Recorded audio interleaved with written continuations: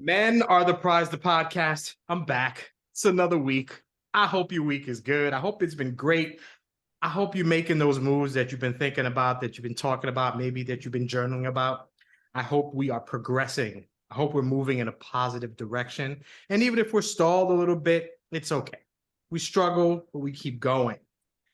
Another week, another great guest. I love talking to men. This gets me hyped. Like, it seems weird, the energy, like to have a good conversation with men.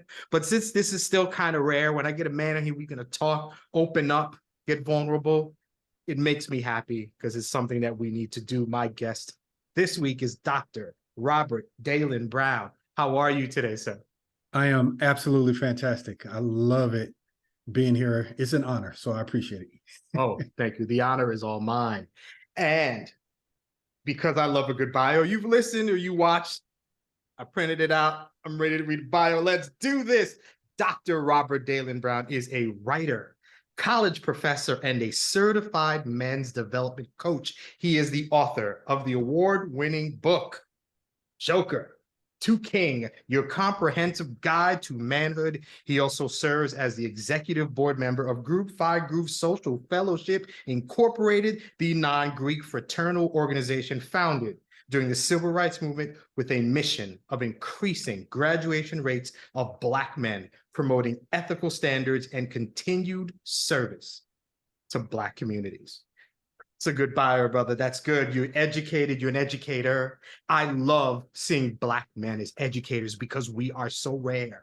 There's exactly not a lot of us. I've got 4 kids. I got 3 daughters. And it's so rare to see a Black man as one of their teachers.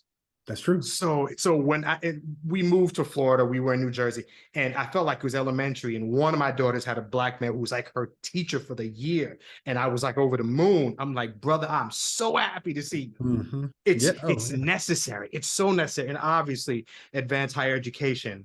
It's good to see Black men there, but whomever you're teaching, it's so good to see a brother, somebody who looks like me, making us better.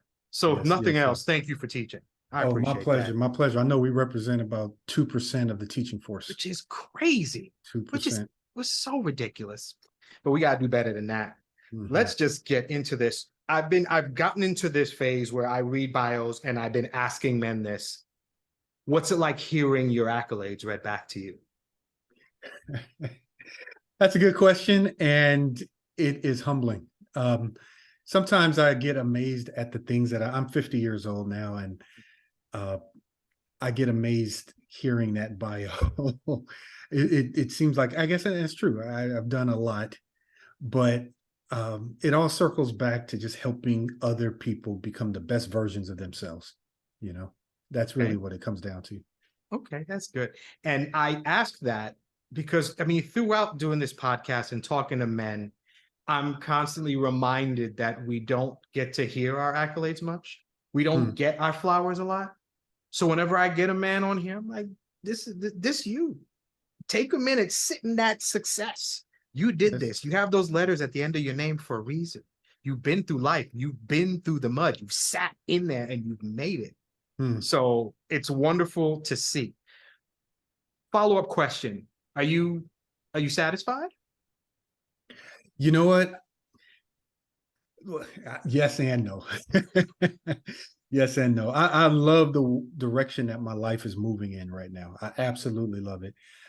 Even the things that are about to happen. I'm actually going back to school for another degree, believe it or not. Brother, go ahead. And it's always fine-tuning my life into this direction. And so I love the direction. So I'm satisfied and content with my life, but I know there's so much more to do. There's so much more to do. There's still some things I've yet to accomplish. You know, I'm trying to make all of my work become a nationwide movement. So I'm satisfied and content in many areas, knowing full well that I got a whole lot more to produce for this world. That's excellent. And that's good. I don't know. We should never really be satisfied. You know, we should always be striving for more, looking for that next challenge, knock down that next wall. So go ahead, brother, and continue to educate. You can never have too many letters after your name. You can never sit. just Dr. Brown, MD, PhD, ABCD. He's done it all. But that's wonderful to hear. If you've been a listener or watcher, if this is the first time I'm watching this podcast, thanks. This is the way I run this podcast. Prize is one of my favorite words. I take it, and 4 of the letters from this word represent characteristics that I think are good for men. So we're going to go through them, throw some questions out and have a good discussion here. The first letter in the word prize is P. The word is purpose, defined as reason for which something is done or created or for which something exists. Dr. Brown, what is your purpose? Well, I alluded to it earlier. I am here to help other people develop into better versions of themselves. That may come into the form of teaching in the classroom. It may be with coaching. It may be through my books or speaking engagements.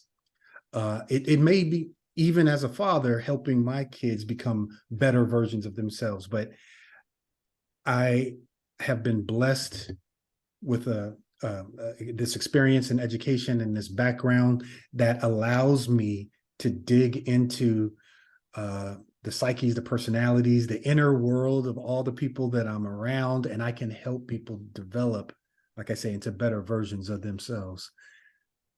Okay. That being said, I also think that our purposes change. We can have multiple purposes. Without a doubt. Yes, sir. Okay. And we can have multiple purpose simultaneously or subsequently, one after the other. Right now, I am here to help people develop into better versions of themselves. Okay. So with the book, it's, this is a comprehensive guide to manhood. Mm-hmm. So just to we'll kind of jump off of purpose for a second. In your opinion, what does it mean to be a man? Ooh. That's a tough one. That's like trying to define love. These are words that we use so much, and we never dig into it. You know what? I will tell you this. Sometimes, and especially in our country, we define being a man as opposed to being a woman. We're looking at that dichotomy. There are other countries, men is defined as opposite of boy.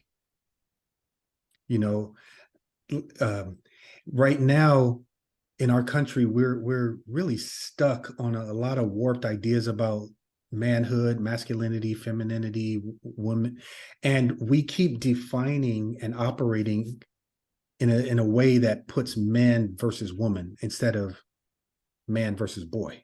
And I always like to define manhood that way, chronologically, in terms of age, man as opposed to boy, because to me, being a man, being a healthy man, means being able to manage, I call them the 4 pillars of manhood. Manage my relationships, manage my finances, manage my internal world, like my emotional health, my mental health, and manage my external space, my environment, where I live, my way of walking in the world. So if I can manage those 4 things, I have developed into a healthy man. I'm loving the man versus boy thing. It really, I'm coming back to that, but I asked you what you think it is to be a man. Is there a different definition? Is there a different answer to the question if I throw black in there? I think whether we're talking about black men, white men, men of all different backgrounds, ethnicities, persuasions, we are socialized in different ways than women. It's not that we are biologically built to be leaders. We are socialized to be presiders, leaders. We're socialized in this way, which is very, very different. There's nothing inherently biologically built within me that makes me that much different than women, for example.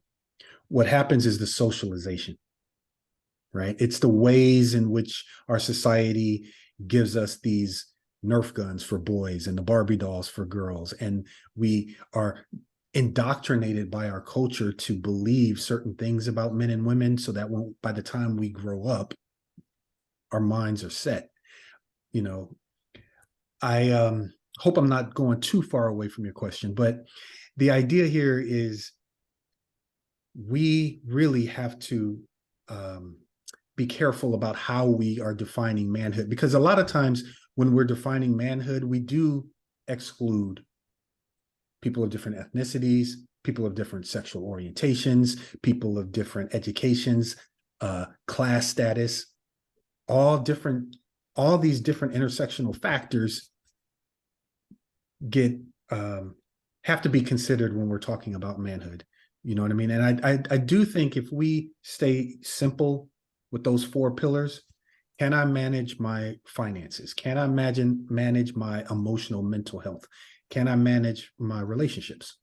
And can I manage the space around me? That to me is the core. Whether you're Black, white, if you're Japanese, if you're Mexican, if you are of any persuasion, sexual orientation, if I can manage those 4 things, I'm a man. I like that. I'm really interested in the man versus woman. That caught me. I'm gonna really contemplate that. Yeah, because I think I'm gonna come back. This could be a problem because I got so many questions. So much is coming to me. Well, you know what? I'm going to throw another monkey wrench into this conversation. You're going to love this one because when we talk about, and it's probably because I'm an English professor that I am very, very keen on how we use language. But when we use words like man, woman, we have to realize that it's very, very contextual. Okay. Because I could define man, like, for example, man versus woman, or man versus boy, man versus animal, man versus nature. You know, it's very contextual. So it really, so when people ask me to define men, I'm like, okay, I need more information. What is it that you're really, really asking me? I got you. That's so true. We are complex. We are quite complex. Yes, sir. With that said, here's another question in terms of men. When talking about masculinity, in your opinion, does sexuality need to be part of that conversation? Ooh, that is a good question. I'm going to say yes, and I'm going to broaden this a little bit because it's still contextual, right? Right. Sexuality in terms of like sexual orientation, Yes. or sexuality in terms of, like, for example, the stereotype of Black bodies being hypersexualized. Right. You know, That's another or the ways in which men see their value in sexual conquest. You know, I think all of these are part of sexuality. And so, yes, they do have to be part of the conversation about what healthy manhood looks like. You know, I think when it comes to what healthy manhood looks like, sometimes we are thrown in, like what Tony Porter calls that man box, you know, where men are defined by how much money they have, whether they can fight, whether their athleticism, sexual conquest, all that type of thing. And sexuality in that sense becomes a really, really big, pervasive part of what men think about themselves. So true. Yeah. So true. So valid. It's through these constant conversations I've had with men, it's interesting. There's so many, the word men, and I think about it, is very subjective. Because it could, being a man can mean one thing to me and obviously something else to you or somebody else, or it could mean something else to women or anybody else. So I guess every time I ask that question, however that person responds, and there's no wrong answer in my opinion to that question. How you see men is how you see yourself as a man, and what you think the best out of men can be. What is the biggest issue, as you know, since you help men and with this book and as a certified, helping out of men, the biggest single issue the one thing, so I'm going to take race out of it, so not black, not Hispanic, whatever. If there's one issue that is kind of holding back men right now, what do you think it is? Ooh, that's a powerful question. Mhm. um, I keep coming back to this idea of vulnerability. Yes, sir. We do not do enough to encourage boys and men to speak on their mental and emotional health. We just don't do enough. In fact, I actually will go so far as to say in this culture, especially in this country, we are doing as much as we can to stifle vulnerability in men. We keep praising this quiet stoicism. We keep praising men who don't cry at funerals, and the men who work and work and work and work but don't know how to rest. We keep praising all of these things that are tearing us apart mentally and emotionally. There's a reason why um, men commit suicide at 3 to 4 times the rate of women. There's a reason why anger and rage are the only acceptable emotions that men are allowed to express in public or on television. We're doing these things in our society, we're perpetuating these things, and it's not doing us any good. So true. So true. I do that. I'm gonna get to these questions. I'm loving this conversation already, and I'm I all over love the place. I love it. I'm all over the place. Let's keep it going. We're gonna come back. The next letter in the word prizes are the word is resilience, the capacity to recover quickly from difficulties and toughness. You were just talking about how, as men, we just keep it in. The stuff that happens, the struggles, the disappointments, the losses, we don't express them. Mhm. And the struggles we go through are important, but how we deal with them is probably even more important. I feel like a man who's been through, and I say it, a man who's been through the struggle, who's been in the mud and came out, that's a guy I want to be with, because it's life can be easy for some, but a guy who's been through a harder version of life is a person who I know is going to survive and deal with life better. With that said, can you think of a situation, a time in your life where something happened to you where you discovered you had a resilience you didn't know you had? Oh goodness. It would have to be just a few years ago. Um, I was married for 19 and a half years.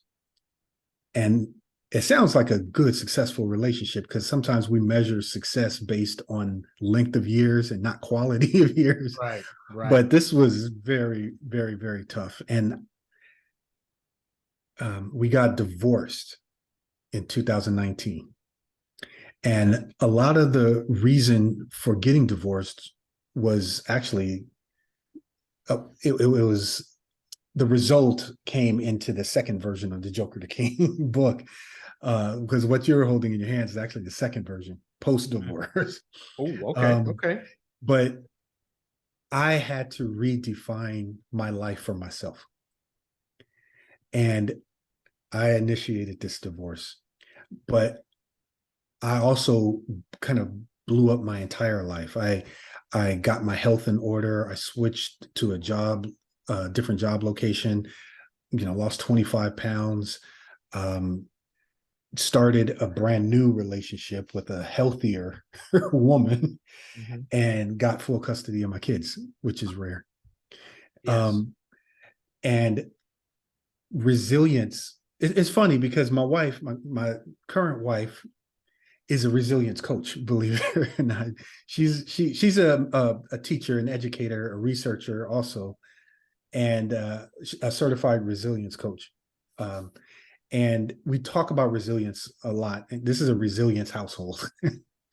But I think that might have been the biggest act of resilience, was knowing that I have it within me to recover, to bounce back, because that 2019 was a great rebuilding year, but it came off of a very hard 2018 of health issues, drinking, realizing that I needed to separate from my wife, all those kinds of things. I entered therapy for the first time. And I had to learn what resilience was from scratch because I hit that rock bottom. And then I had to get help because I couldn't do it by myself. And it took me a while, but right around therapist number 4, I realized I needed to get a Black male therapist. And so I searched specifically for a Black male therapist, which is almost as rare as Black teachers. Yeah, sadly, so true. Yeah. But I started working with him and we talked about Joker the King. He says, you get this Joker the King out in the world and I will be your therapist for free. You can meet with me every week. And he is my biggest fan.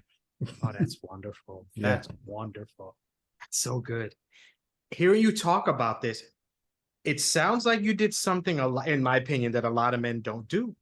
You put yourself first. It came time, it's your health, it's your life, it's everything, it's your reality. And sometimes, and I feel like we tell women to do this, you got to take care of yourself, leave that man for whatever, get that job, get educated, do this. You don't need no man, this whole kind of idea. We don't do that because we're not on our own lists. The more I talk to men, we're not. You are 100% right. You are 100% right. And that was therapist number 2 who taught me that because she asked me in that office, she asked me, what do you do for yourself? And I said, well, I got myself a new flat screen TV. So, oh, what do you like to watch? Well, I don't really use it because my kids use it. And she said, okay, well, what else do you have for yourself? And he says, well, I said, even though I got this doctorate degree, you know, my wife, my first wife, she actually did not want me to get a doctorate degree. She told me she didn't want me to go back to school. And I think I did it for myself, but then I started making money and it all went to the family. I bought nothing for myself. I did nothing for myself. I used this degree to help other people. And she said, well, what do you do for yourself? And I was struggling. I was struggling and I could not think of it. I play the piano and I play a lot of the piano, but at one point I stopped doing that because it was too noisy in the house. You know what I mean?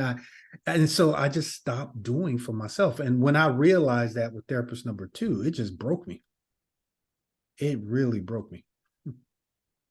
There are men, millions, billions of men who are just here to provide for others, who don't provide for themselves. What you said hits. And I ask men, I usually end with 2 questions. I ask, 1, do you have that friend? Like that friend, if something went down, that person to talk to. Because there's 2 big issues for men. We tend to not speak, and sometimes we're just not used to it. And other times we don't have that person to talk to. 2, what do you do for you? And I will say this, like, it's not for the family, it's not for work. What do you do that is strictly for you? Life is hard. Shoulders get tired. We're carrying the weight of the world in a lot of cases, taking care of the family, doing all this. What do you do for you? What's your self-soother? What is your thing? And you know how many times men were like, and they get stuck. I don't have a damn thing. They get stuck. Just like you said it. And I'm like, really? Nothing for you, bro? And that hits home with a lot of men too. Because like, I don't, who am I? I don't know who I am. I am for others. But who am I when you get rid of all that stuff? That's so important. That's a great moment, which is probably not the best feeling in the world when you realize that you've done so much for other men that you've kind of let yourself go. But sometimes great moments and awakenings come from these Yes, feelings that sir. don't feel so good. Yes, sir. Yes, sir. Yeah. Mm. Yeah. And a good therapist will get that, especially when it comes to men. I feel like it's easy Mm. because men, we're so conditioned to take Right. care of everybody else. And my response to that is that's kind of what we do. But I just use the analogy. Listen, you're on a flight, you're going down. They tell you before you help them with their masks. Mhm. You got to put yours on first too. You can help your wife, your kids, your community, the people you work with. But when you're better for everybody else. Mm. Mm. Top You of the know what? list is me, man. You know? You know what? We hear these kind of analogies like you can't pour from an empty cup. Mhm. And what a lot of men do is they think they have this little bit in their cup and they're pouring and their cup is empty and they are borrowing. Mm. They're borrowing from other cups. They're borrowing thinking that this substance abuse is going to help. They're borrowing thinking this uh extramarital relationship is going to help. They're Mhm. borrowing and what they're reaching for things to give them that little bit of life so that they can keep pouring into these other people, and they are not really filling their own cup. They're really borrowing from other people's cups. Does that make Mhm. sense? Oh, no, it makes complete sense because we're supposed to be doing this. I'm supposed to be taking care of spouse or partner or family, whether it's the kids or whether it's dad and mom or aunts and uncles or whatever. But I have to do it. Yes. I have to. It's what I have to do. And if this cup is empty, then I don't know how to deal with it. So I'll get happiness here, or somebody will listen to me here because I don't get listened to at home, or somebody won't ridicule me, so I'll talk to them because I don't get that at home. Or it's But it goes back to how we're socialized. We're socialized to we teach men in all kinds of ways that their value and their worth is seen in what they can provide. You want to be a provider. Mhm, You got to have the money, you got to have a status, you got to have a car, you got to have a job. mhm. You know, we're for example, we are quicker to kick our boys out of the house when they're 18 than we do our girls. Oh yes. You know what I mean? Oh We're yes. we're we're quick to do these kinds of things. We want our girls to be taken care of. We want our boys to do the taking care, the Mhm. caring. Right. And we're socializing our kids this way. We That's we true. need we need to realize what we're doing.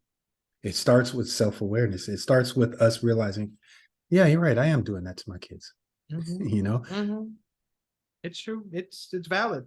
I have four of them. I've got a 19-year-old son and Mm, then three girls. And I can say, on honesty, my 19-year-old son, I can't put him out into the world yet. He's not ready. We associate this number to adulthood and manhood, and that's not the case at all. oh no, It's no, no, not it's at not. all. It's experience. He's just not like I could. He has a job and he works, but if he went out into the world, he's not ready to take care of himself. And we have to accept that. I expect he turns 18, he should be able to do everything. And that's not the If case. the but see that's a lot of the reason why I wrote the book, because uh, we expect at 18 to have these teenagers now be thought of as adults Mhm. without any lessons. We Mhm. actually do not provide the lessons. We don't teach them how to buy a suit. We don't teach them how to um, find a job, handle confrontation at work. We don't teach them how to find their own purpose. We don't teach them how to cook. you know, Mhm. so that's what I decided to do with that book, is to write chapters so that a person can pick up this book and they learn what it means to take care of themselves. There's a chapter in there on how to cook. There's a chapter in there on how to forgive your parents. There's a chapter in on how to date Ooh, and how to be anti-sexist in the world. You know, that's the these I tell you, Harvey, I put so much into this book. I don't know if I could write another one. uh, I mean, I've got a lot of books and I've had a lot of I might just put this to the top of the list. because I really want to get into this, especially with a son, because I know the problems and I know the issues that we have as parents and how we deal with our children. And I know Right. I'm part of it. I know I'm part of that problem. I know I'm just passing this off. Had an expectation for a 19-year-old son, but I know better. He's not ready, and Mm. that's not his fault. That's just that's his station in life right now. And we have to help. Like hearing you talk, like he couldn't go. I took him to the bank to open a checking account. It was a weird thing for him, like little things. We Mhm. went to return something to the post office, and he was nervous going in to do these things. It's this, we have to be there. Being a man, but that's not even the point, just being an adult. Because I'm sure my girls will feel the same way, going to do something they're not used to. They've always had us That's right. behind. Damn, this book is a problem, but I'm gonna have to get into this soon. You, you know what? Believe it or not, women buy my book more than men. Do they buy for themselves or they buy for another man? The first edition, the feedback that I got was they were buying it for their boyfriends and their sons and their nephews and things like that. Mhm.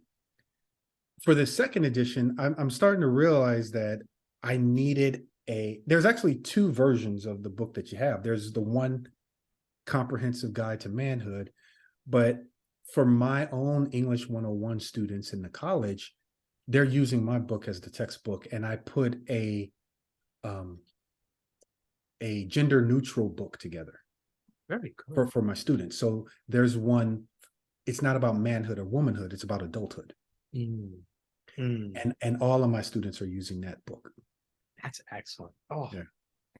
I'm excited to read this. All right, we're gonna skip the I in prize. We're gonna go to the next letter. That letter is Z. The word is zeal. My favorite word, enthusiastic devotion. We kind of talked about this, but let's go back. So I mentioned I talk to men. What do you do? What do you do for you? What is something that is yours? I Mm. even mention it, even if it's something that's yours that even at times may be uncomfortable. It comes at the wrong time, but it's still something you need to do. Mm. What do you do for you? So you taking away your work, I guess the teaching, the book, taking away the personal aspect, family, whatever. Something, what do you love? Something that's for you that has nothing to do with the work or the family. What is entirely for Robert? You know, somebody asked this question about what I do when I get stressed or what I do to, and I always go back to my 3 M's: meditation, movement, and music. Okay. You know, I play a lot of piano. Okay. I I um, meditate and move, try and get the exercise in. But I'm starting to realize now that you asked that question, I'm starting to realize there are two things that I find myself going to. Number one is basketball. Okay. I'm a huge Laker. I got the Lakers. I see. I see. Okay. I'm a lifelong Lakers fan. Okay. Huge Lakers fan. But I love playing basketball too. I'm right now every single Saturday. I'm in the gym with these guys playing pickup games at 24 Hour Fitness. And there are sometimes like, man, I really don't want to go. And as soon as I get that feeling, I'm like, oh, there it is. I don't want to go. That means I gotta go. And I go, and the dudes are there. Hey, Robert, you're late. That's all right. I'm here. And I realize even at 50 years old, there's something about basketball that's appealing. I love watching it. I love playing it. I love talking about it. I love reading basketball articles and basketball. I love it. That and chess. I'm a big chess fan. Okay. I play a lot of chess online. I Okay. need to play more in person. I collect chess boards, um, artistic ones, big ones, small ones, magnetic ones, travel ones. Like every day I'm playing chess. That's Every day. that's good. Those are my two. Are you playing piano like because before previous relationship you didn't get to? Are we like in I our got I got a wife who loves to hear me play. that's wonderful. I would send her. I would put the phone up like this and record myself for 2 minutes and send her a video. You Oh, know, it's good, very good. isn't it nice when you have somebody who supports you? 100%. Oh Very my, different. oh, yes. It's when what you do isn't a burden, but it's appreciated. It It's feels that's different. it It does. it It just feels different. does. When you don't have to be something else, when you can just be, Mm. that's good. That's so great. I can imagine. I would love to be able to play piano, to be able to, the time it takes to be able to play an instrument, and then to have it bother somebody. Like I'd be like such a waste. And then you get to do it, and like, and not only do you get to do it, but it's makes somebody happy. And that's good. That is wonderful. I'm going to move on to the next letter. The last letter in the word prize, even though we're not done with the word yet. E, expectation.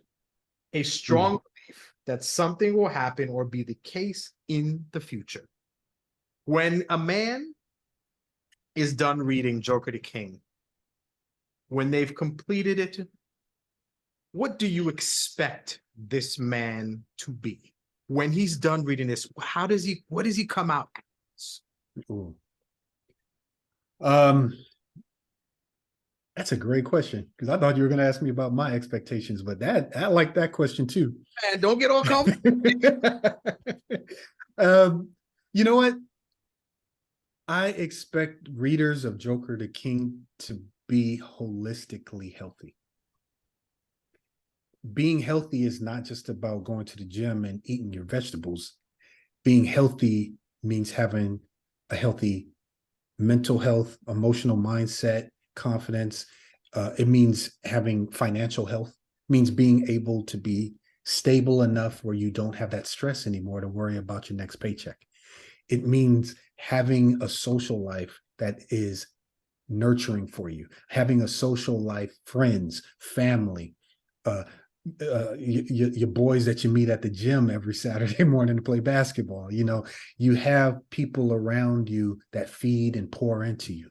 Mhm. You know, so the idea is that when they finish that book, holistically healthy, holistically healthy. I like that. I like that a lot. That's good. The I, the letter in the middle of the word prize, doesn't represent a word. It represents the man that I'm speaking to.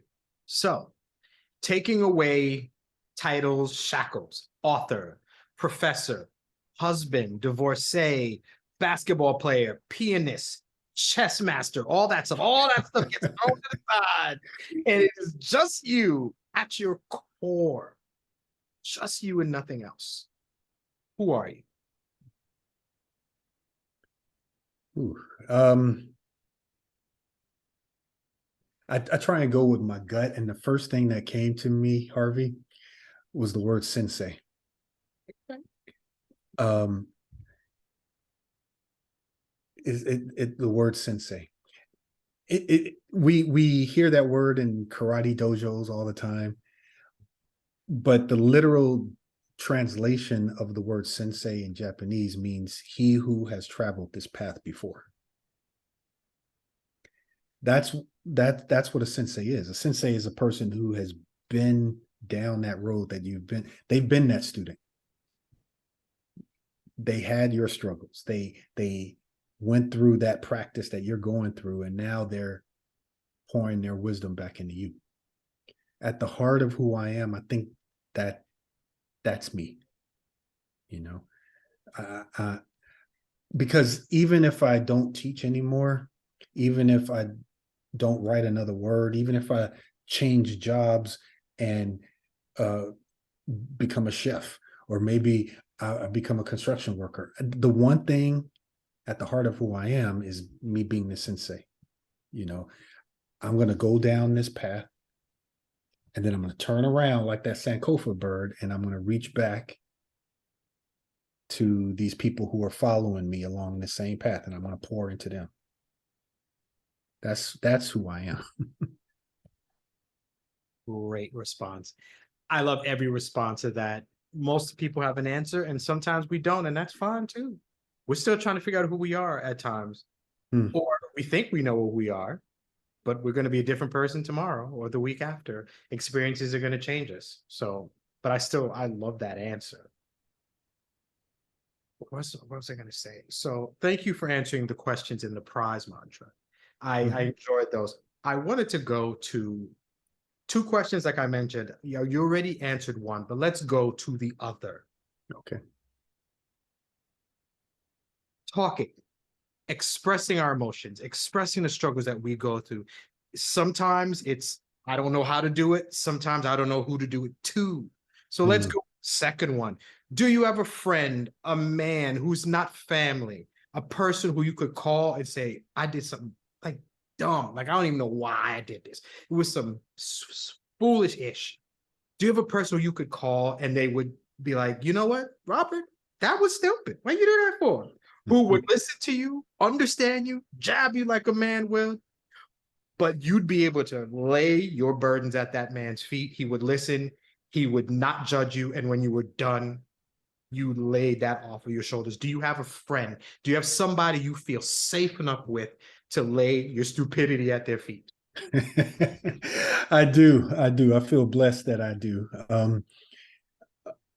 You know what? I think we all do need that person. Right now, I think I am building more of those people in my circle.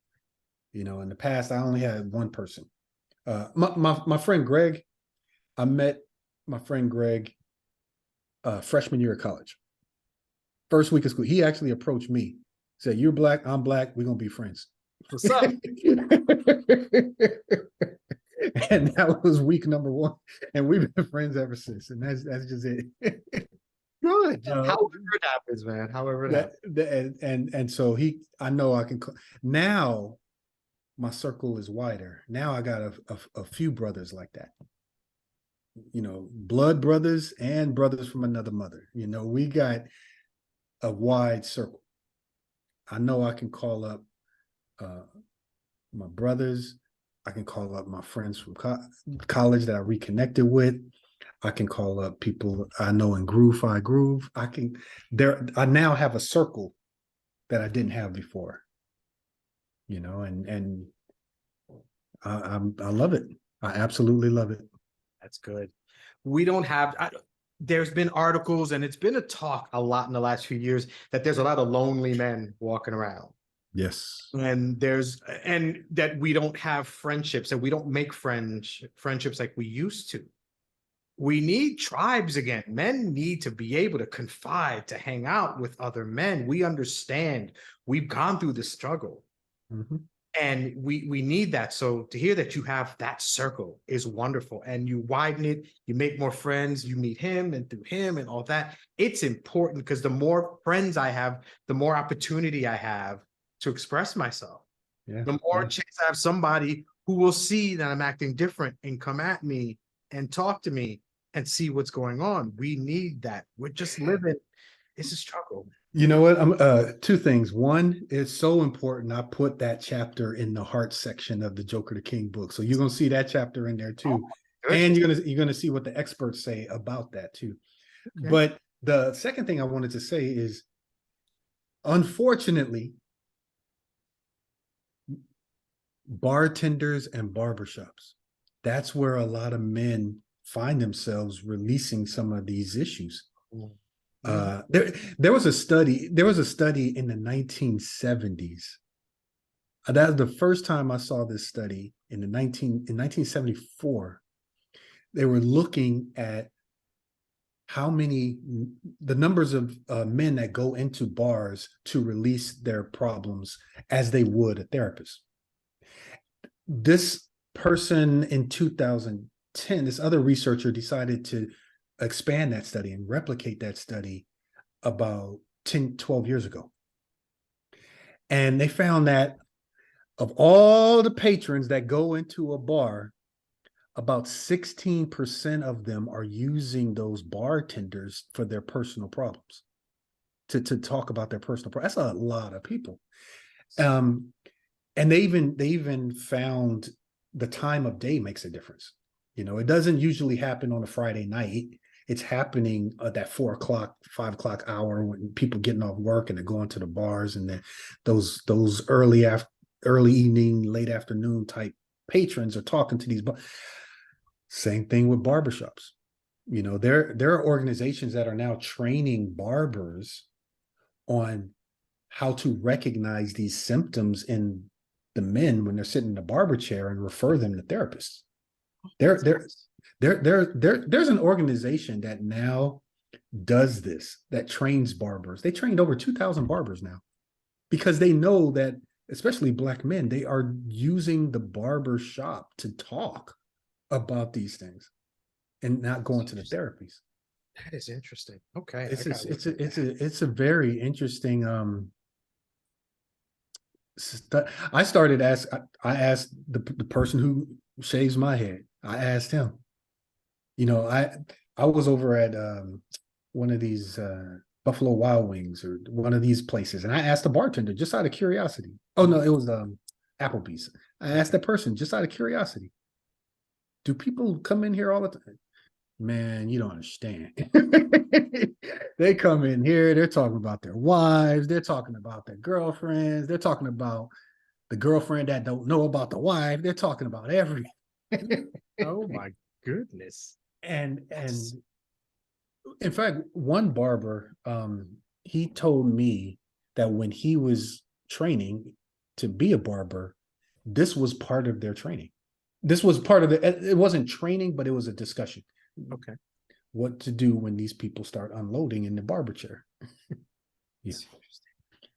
And we need men in our lives so that we can talk. We need therapists, we need counselors, we need other voices to talk back with us and give us some ideas on how to help ourselves become more healthy.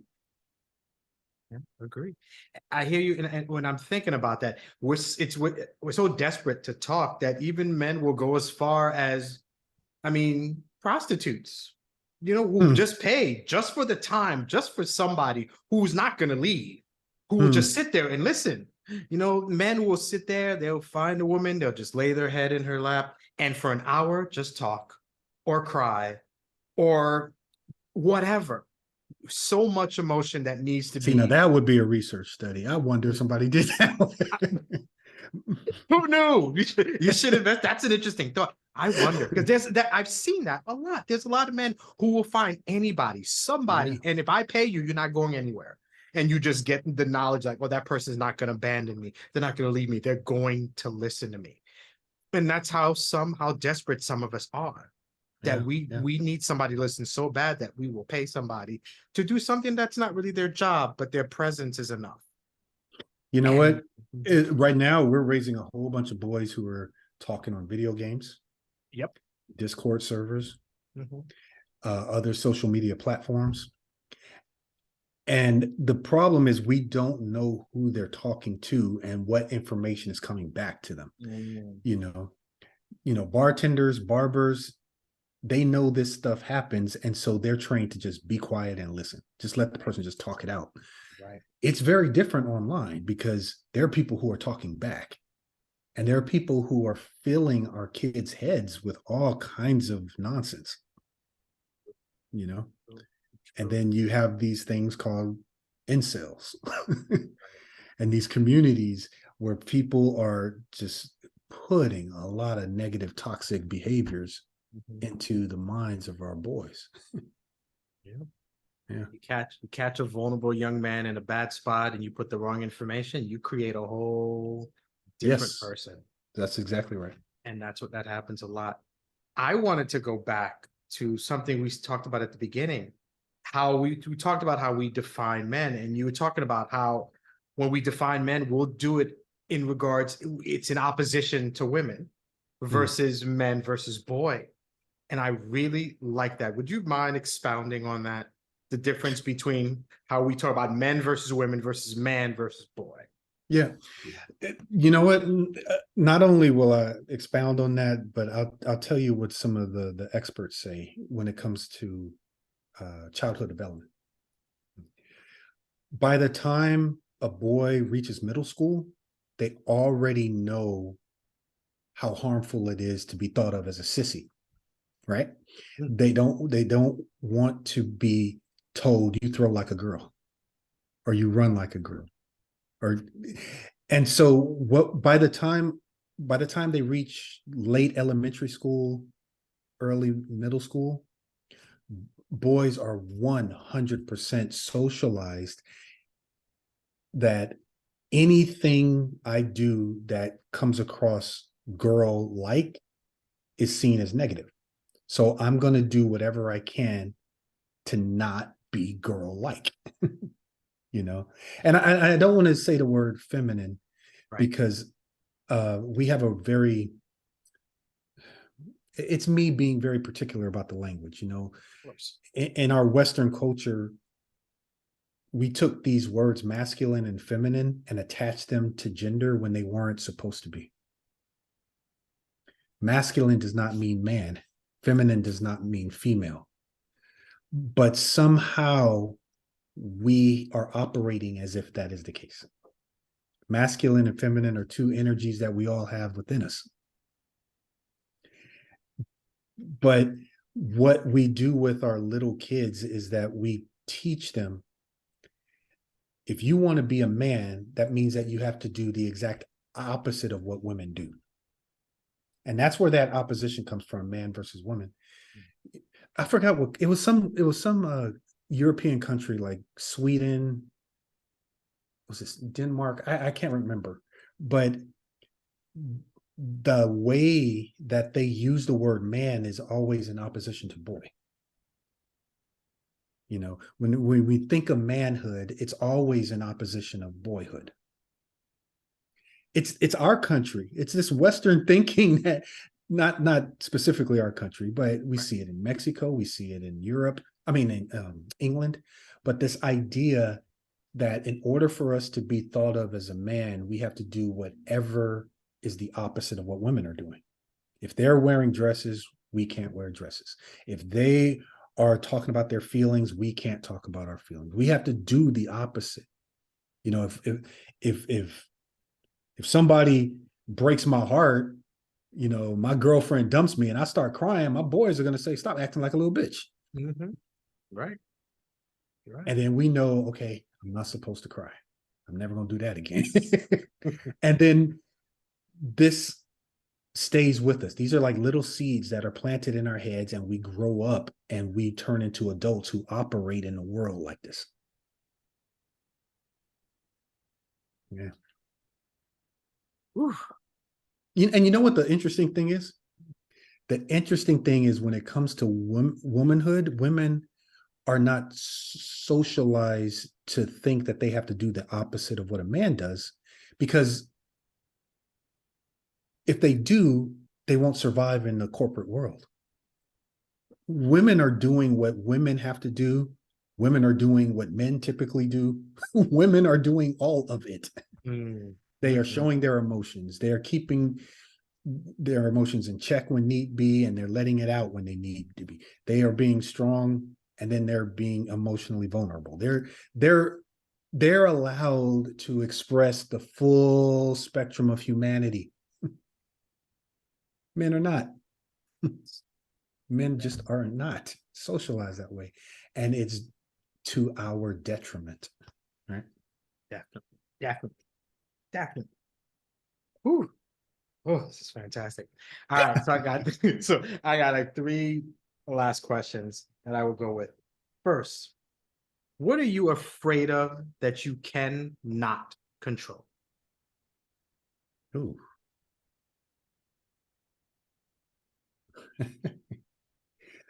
I don't like heights.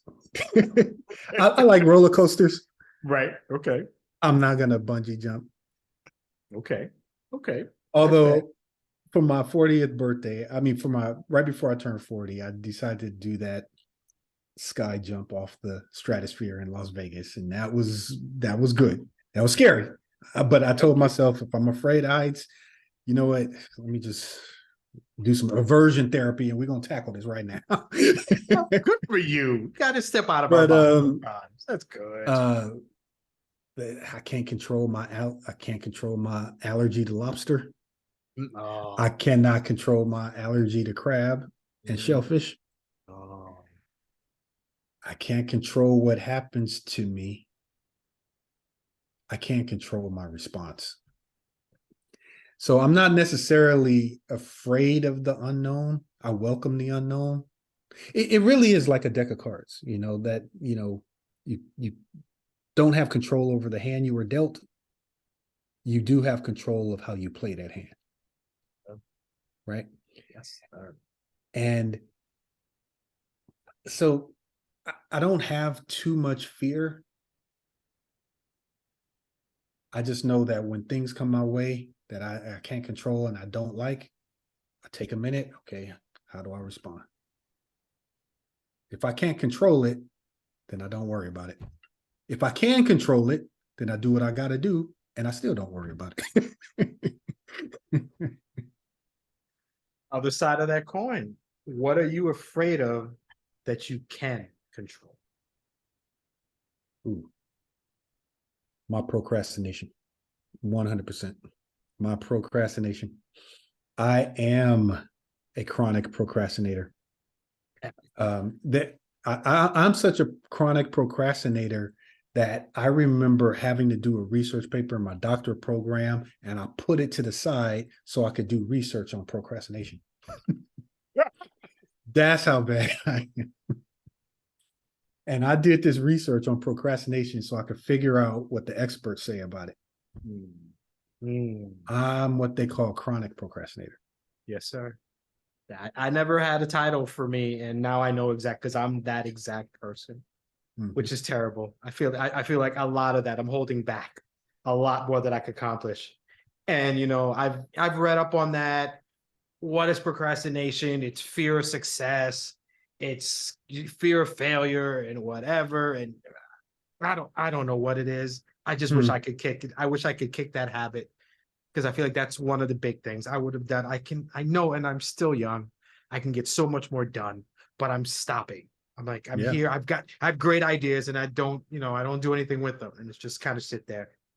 So, all right. Now I know what the title is. That's the next step. I got to get past that. I tried to write about procrastination in the Joker the King book, and I did. Okay. There's a chapter in there called Your Most Valuable Resource. And I'm so ready for this book. Yeah, and I talk about my procrastination issues, and it's like alcoholism. I'm never gonna be 100% cured, but I have done the things that I need to do to get better at managing it. That's the key. Don't try and cure procrastination. You just get better at managing it. That makes complete sense. Yeah, Right. you're not going to go from serial procrastinator to all of a sudden I'm doing things immediately, but I just want to get better or go on that journey to it. This has been quite the conversation, and I feel like we scratched the surface. I feel like I could keep you on here for a long time, and I'm just not going to do it. But this has been wonderful. I'm so glad I got to talk to you. Where can people find you, to hear you, to follow you in any way? Website, social media. What do you have going on? Give it all to us. Well, what I'm trying to do is I'm trying to create a movement, the Joker the King movement. It's not just a book anymore. It's a movement. What I'm trying to do is I'm trying to create what healthy manhood should look like. And so people can tap into they can go to jokertoking.com. That's the hub, jokertoking.com. They can find all the podcasts. They can find all the articles and blogs that I write. They can find the courses, the book, the deck of cards. In fact, I think this is what I want to make sure your listeners know. On the Joker the King website, there's a link that says advice. It's a place where men can ask questions anonymously and still get the answers that they need. Because if they ask a question, the answer will be given on the website. If they leave their email, the answer will be delivered to their email. And they don't have to put their name or any tracking information. All they have to do is click the button that says advice. Boom. jokertoking.com, on YouTube at Joker the King, on Instagram, on Spotify, Apple Podcast, Amazon Podcast, the Joker the King. Just type in Joker the King anywhere and you will find me. Fantastic. All that information will be in the episode notes. I will be going immediately after I read this book. I'm gonna find you. This has been such a wonderful conversation. Um, I hope this is not the last time we speak. I hope to speak with you No, many times. I greatly appreciate what you're doing with this podcast. This is an amazing platform, and you are doing wonders for men. You really are. Thank So you. this is not the last time we're gonna speak. No, not at all. Not at all. I will speak with you soon. And by the way, the same for you. This book, this outlook, advice, a space for men to be open and talk. You're doing wonderful things for men also. So keep going with that.